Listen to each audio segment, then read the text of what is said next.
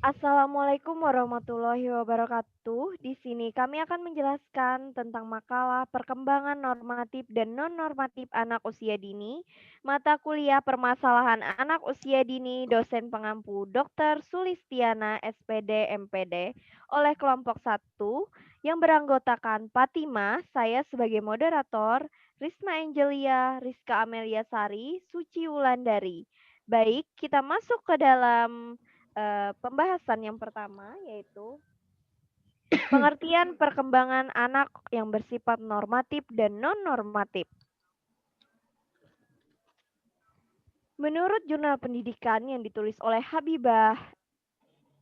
Habibatul Imamah tahun 2017, perkembangan anak yang bersifat normatif yaitu suatu tahapan perkembangan yang cenderung mengikuti pola-pola yang sudah umum atau sesuai dengan konsep perkembangan secara normal, formalistik, aturan-aturan, adat istiadat, sosial budaya yang berlaku dalam kehidupan masyarakat.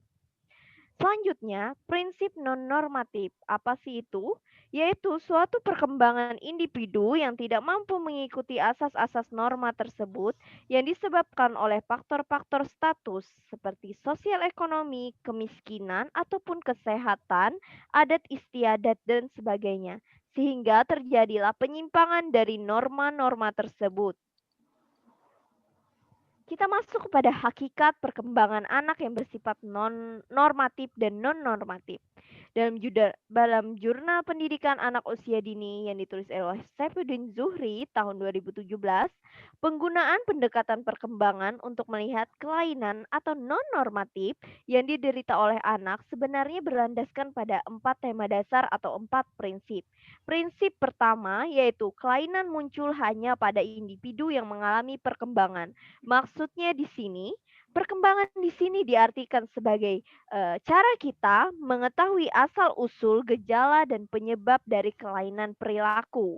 Kelainan perilaku ini pasti akan bervariasi, bahkan tergantung dari penyebab yang muncul sesuai perkembangan setiap individu.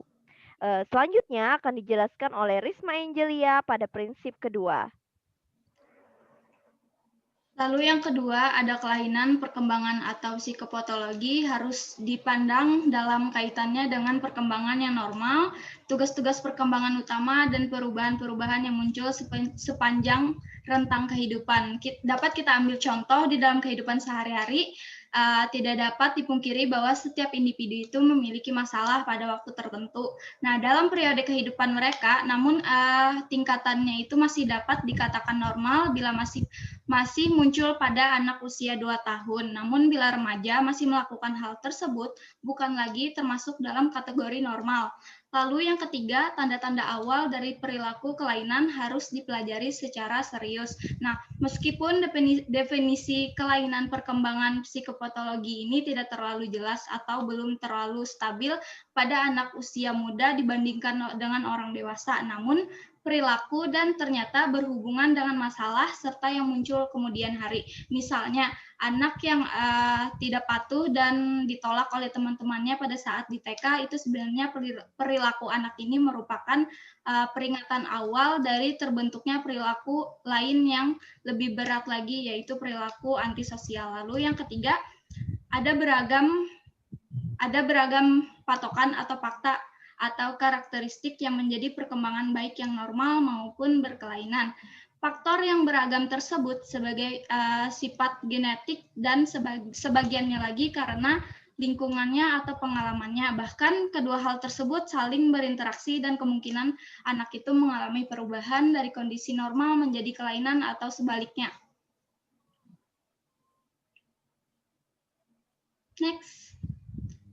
Lalu ada pun ciri-ciri anak dengan perkembangan non-normatif menurut Mas dan kawan-kawan tahun 2003 dapat dilihat dari adanya pola perilaku kognitif, emosional, atau simptom fisik yang diperlihatkan oleh anak. Beberapa pola tersebut berhubungan dengan satu sama lain. 3 ciri yang menonjol di bawah ini adalah yang pertama, anak menunjukkan adanya gejala kesedihan atau distress. Lalu yang kedua, perilaku anak menunjukkan adanya tingkat disabilitas tertentu, lalu yang terakhir tingkat distres atau disabilitas tersebut menimbulkan resiko penderitaan atau ancaman lebih jauh. Kembali ke moderator. Kita lanjut kepada slide selanjutnya yang akan dibacakan oleh Rizka Amelia Sari. Ya, di sini saya akan menjelaskan tentang faktor yang mempengaruhi perkembangan anak yang bersifat non-normatif. Menurut Pujiati 2014, kelainan yang muncul pada seorang anak yang berkaitan erat dengan faktor-faktor yang mempengaruhi perkembangan mereka. Faktor-faktor tersebut diantaranya yaitu cetak biru biologis BioBrite. Dalam sel tubuh manusia, terdapat 46 kromosom yang terbentuk menjadi 20 pasang struk yang di dalamnya mengandung 23 gen, 2 kromosom berasal dari sperma ayah dan 23 lainnya dari sel telur ibu bersatu. Bersama-sama membentuk sel pertama dari bayi. Nah, jadi biru biologis ini tuh dari genetik orang tuanya tersebut. Nah, seperti itu. Bisa dari warna rambutnya yang sama atau warna kulitnya atau yang lainnya juga bisa. Nah, terus yang kedua ada genetik dan lingkungan. Di sini genetik dan lingkungan itu sangat berpengaruh banget, di antaranya itu dari lingkungan sekitar masyarakat atau lingkungan di dalam rumah atau genetik yang berada dalam rumah tersebut.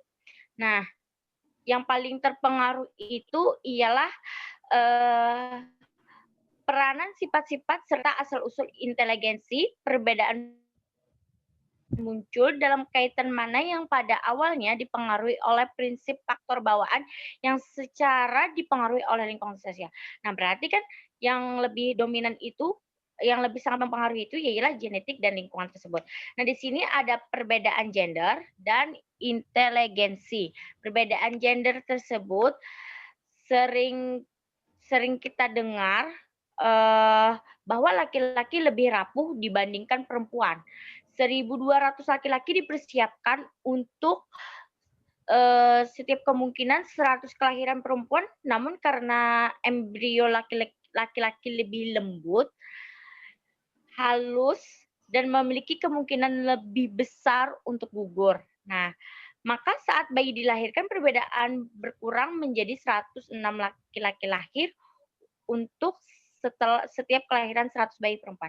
Jadi perbedaan gender itu sangat terpengaruh gitu.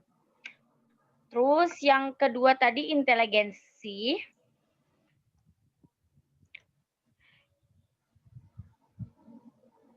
Inteligensi itu sama aja sama yang gender, cuman bedanya itu dari intelektualnya.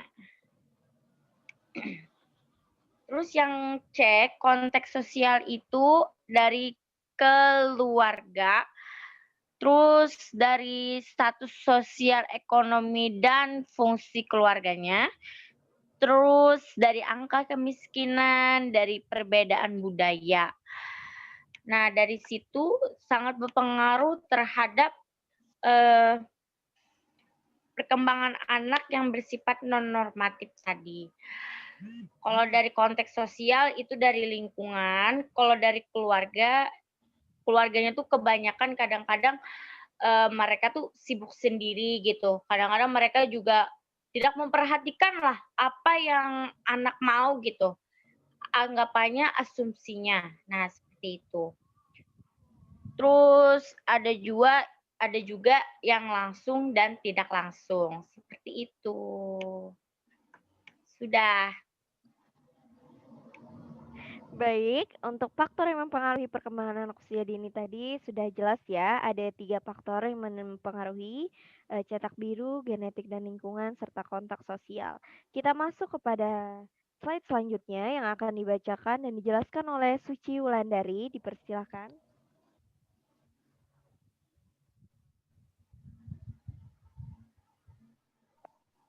di sini saya akan menjelaskan tentang identifikasi penanganan anak dengan perkembangan non-normatif. Nah, jadi di sini menurut Jurnal Pendidikan berjudul Identifikasi Penanganan Anak dengan Perkembangan Non-Normatif yang ditulis oleh Habibatul Imamah tahun 2017, beberapa hal yang dapat digunakan untuk mengidentifikasi penanganan anak dengan perkembangan non-normatif adalah yang pertama yaitu wawancara. Nah, wawancara ini identifikasi yang sering dilakukan untuk mendapatkan data apakah seorang anak berada dalam perkembangan non-normatif atau normatif. Nah, biasanya dilakukan melalui wawancara ini. Nah, yang kedua yaitu kuesioner. Kuesioner ini menyusun item untuk membuat ini haruslah cermat dan berdasarkan landasan teori yang jelas. Bila item yang diadaptasi berasal dari budaya yang berbeda, maka harus memiliki validitas dan reliabilitas yang baik. Nah, ini biasanya diisi langsung oleh orang tua maupun ditanya oleh pihak yang berkepentingan. Nah, yang ketiga yaitu observasi. Mengamati perilaku yang menjadi target, ini patut diingat ya bahwa yang akan dicatat adalah perilaku, sehingga hindari memberi kesimpulan atau interpretasi dari perilaku yang akan diamati. Jadi melalui wawancara dan pembuatan kuesioner ini diharapkan dapat diperoleh informasi yang berkaitan dengan sejarah perkembangan anak dan latar belakang keluarganya. Jadi di sini pun ada menurut Pujiati tahun 2014, ini beberapa jenis yang dapat disarankan untuk penanganan perkembangan non-normatif. Yang pertama yaitu penanganan medis. Maka penting bagi orang tua untuk mengetahui dengan jelas apa efek samping dari obat yang akan diberikan pada anak mereka. Nih, jadi beberapa lama pengobatan akan berlangsung dan bila hendak dihentikan, apakah ada cara-cara khusus yang harus dilakukan. Jadi, yang kedua yaitu terapi bermain. Terapi bermain adalah salah satu bentuk psikoterapi yang digunakan bagi anak-anak kecil untuk mengatasi keterbatasan verbal. Nih, jadi para ahli ini setuju bahwa bermain disertai dengan kombinasi teknik intervensi lain. Jadi dapat menjadi alat terapis yang efektif. Yang ketiga yaitu terapi perilaku. Tujuan dasar dari terapi ini sebenarnya mengajarkan anak untuk perilaku baru dengan cara mengubah lingkungan, mengajarkan keterampilan baru, atau mengubah proses kognitif dan emosional anak. Yang keempat yaitu fisioterapi. Fisioterapi ini semua anggota ini anak-anak dengan kelainan yang memberikan perbaikan fungsi anggota tubuh seperti anak yang mengalami keterlambatan bicara atau cara berjalan yang kurang maksimal. Nah, ini sangat tepat ya. Jadi perlu dirujuk pada terapis untuk memperbaiki kemampuan mereka. Dan yang terakhir yaitu terapi keluarga. Terapi keluarga ini dalam ini semua anggota keluarga yang terkait, bukan hanya anak, bertemu bersama-sama dengan terapis dengan tujuan memecahkan masalah mereka. Dah, saya kembalikan dengan host. Oke, demikian presentasi kami. Di sini saya sebagai moderator akan membacakan kesimpulan pada kesempatan ini. Yang pertama, perkembangan anak yang bersifat non-normatif adalah suatu tahapan perkembangan yang cenderung mengikuti pola-pola yang sudah sesuai pada umumnya. Selanjutnya, apa sih non-normatif itu? Yaitu suatu perkembangan individu yang tidak mampu mengikuti norma-norma tersebut disebabkan oleh beberapa faktor seperti ekonomi, kemiskinan, kesehatan, adat istiadat, dan sebagainya, sehingga menyimpang daripada norma-norma tersebut. Kelainan yang muncul pada seorang anak atau non-normatif berkaitan dengan faktor-faktor berikut, seperti cetak biru, genetik lingkungan yang di dalamnya terdapat perbedaan gender dan inteligensi, kontak sosial yang berpengaruh pada keluarga, entah itu bersifat langsung dan tidak langsung, status ekonomi dan fungsi keluarga penduduk, kemiskinan, serta perbedaan budaya. Identifikasi anak dengan perkembangan non-normatif dapat dilakukan dengan beberapa cara, yaitu wawancara, kuesioner, observasi, dan beberapa jenis yang dapat disarankan untuk penanganan perkembangan non-normatif, yaitu penanganan medis, terapi bermain, terapi lingkungan, terapi perilaku, terapi keluarga, dan fisioterapi. Demikian presentasi dari kelompok 1. Saya ucapkan mohon maaf apabila kami ada kesalahan. Wassalamualaikum warahmatullahi wabarakatuh. Terima kasih. Terima kasih.